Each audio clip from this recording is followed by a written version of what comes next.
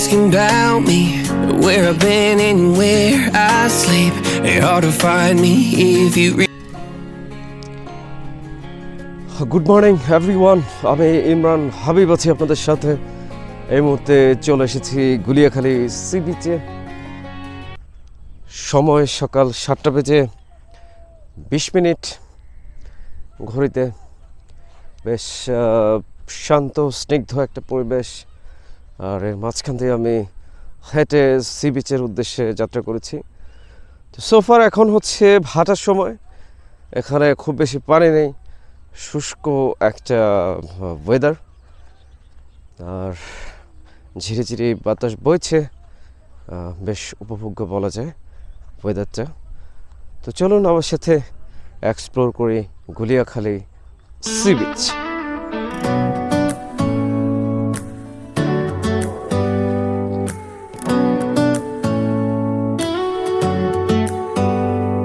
Do you hear that? My sanity about to break while everyone I know's out. On a trip, on a boat, on a lake. I'm tired of feeling all FOMO, babe. I don't even care if we stay home. আচ্ছা, আপনি কি খেয়াল করেছেন যে গুলিয়াখালী সমুদ্র সৈকতে খুব সুন্দর ঘাসের আবরণ রয়েছে? সাধারণ সমুদ্র সৈকতে যেটা হয় যে ঢেউ সবসময় বালুগুলোকে নাড়াচাড়া করে, ফলে ওইখানে ঘাস জন্মানো আসলে খুবই কঠিন। কিন্তু গুলিয়াখালীতে উপকূলের কিছু অংশ হচ্ছে বেশ নিচু এবং অনেকটা শান্ত প্রকৃতির, ফলে যেটা হয় যে জোয়ারের সময় সমুদ্রের পানি এখানে একদম ঢুকে পড়ে, আর ভাটার সময় পানি সরে গেলেও মাটিতে কিন্তু আর্দ্রতা থেকে যায়। আর এই পরিবেশে যেটা হয় যে লবণ সহনশীল যে ঘাসগুলো আছে সেগুলো খুব সহজেই জন্মায় এবং টিকে থাকে। ফাইনালি প্রায় 1 ঘন্টা হাঁটার পরে মূল যেই বিচের অংশটুকু আছে সেখানে এসে আমরা উপস্থিত হয়েছি, এবং এই মুহূর্তে কিন্তু কোনো রোদ নেই। একটু আগে হালকা বৃষ্টি ছিল, পাসিং শাওয়ার, সেটা অলরেডি শেষ হয়ে গেছে।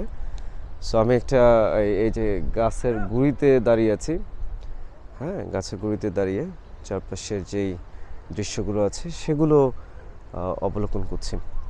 সো আপনারা যারা খুব বেশি ট্রাভেল পছন্দ করেন তাদের জন্য কিন্তু এই জায়গাটি, এটা অনেক পরিচিত একটা জায়গা যদিও, তারপরেও যারা এখনও পর্যন্ত আসেননি তারা কিন্তু অবশ্যই এই সি বিচে আসবেন।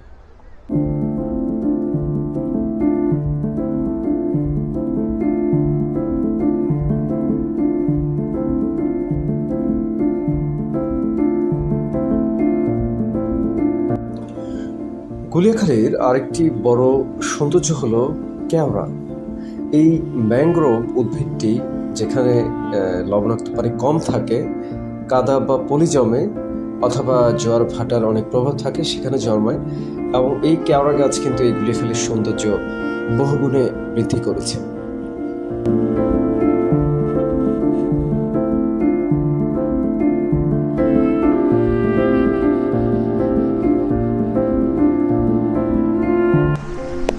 সমুদ্রের এই নির্জন পরিবেশে একটা কথাই বারবার মনে হয়, জীবনানন্দ দাশের একটা কবিতা আছে, এমন দেশটি কোথাও খুঁজে পাবে না কো তুমি, সকল দেশের রানী সেজে আমার জন্মভূমি। এই যে পরিবেশ, প্রকৃতি, সৃষ্টিকর্তা মনে হয় ঢেলে সাজিয়েছেন সব কিছু। এক অপার্থিব স্নিগ্ধতা, অপরূপ সৌন্দর্য মনের মধ্যে এক ধরনের প্রফুল্ল ভাব তৈরি করে, আর সেই ভাবের টানে সেই মহাকাব্যিক যেই বিষয় আছে সেটির টানে আমরা কিন্তু বারবার ছুটে আসি পরিবেশের এই প্রান্তে, যে প্রান্তে আমি আপনি সমুদ্র, জঙ্গল, আকাশ, বাতাস সব কিছু মিলেমিশে একাকার হয়ে যায়, সব কিছু যেন একই সরল রেখায় এসে উপনীত হয়।